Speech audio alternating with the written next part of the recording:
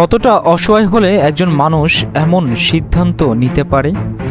দারিদ্র্য, অভাব আর বেঁচে থাকার নির্মম লড়াই কখনো কখনো মানুষকে এমন এক অন্ধকারে ঠেলে দেয় যেখানে হারিয়ে যায় সম্পর্কের পবিত্রতা, মানবতা, এমনকি বিবেকও। ভারতের গুজরাটে ঘটেছে তেমনই এক ঘটনা।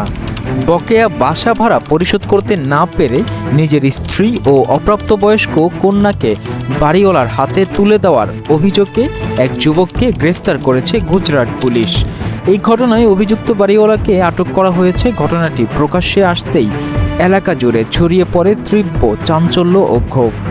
ভারতীয় গণমাধ্যমের তথ্য অনুযায়ী পরিবারটি মূলত সুরেন্দ্রনগরের বাসিন্দা। জীবিকার সন্ধানে প্রায় 6 মাস আগে তারা চলে আসেন মোরবি শহরে। সেখানে মাসিক 2000 রুপিতে একটি বাসা ভাড়ার নিয়ে বসবাস শুরু করেন পরিবারটি।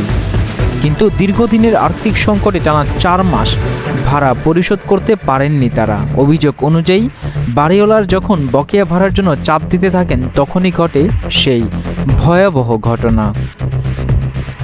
পুলিশের দাবি, বকেয়া ভাড়ার বিনিময়ে নিজের স্ত্রী ও নাবালিকা কন্যাকে একাধিকবার নির্যাতনের সুযোগ করে দেন অভিযুক্ত স্বামী।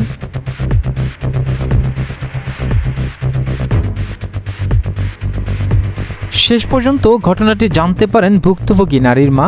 পরে তিনি থানায় লিখিত অভিযোগ দায়ের করলে পুলিশ দ্রুত অভিযান চালিয়ে দুজনকেই গ্রেফতার করে।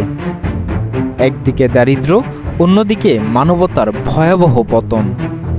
গুজরাতের এই ঘটনা আবারও প্রশ্ন তুলছে, অভাব কি সত্যি মানুষকে এতটা নির্মম করে তুলতে পারে?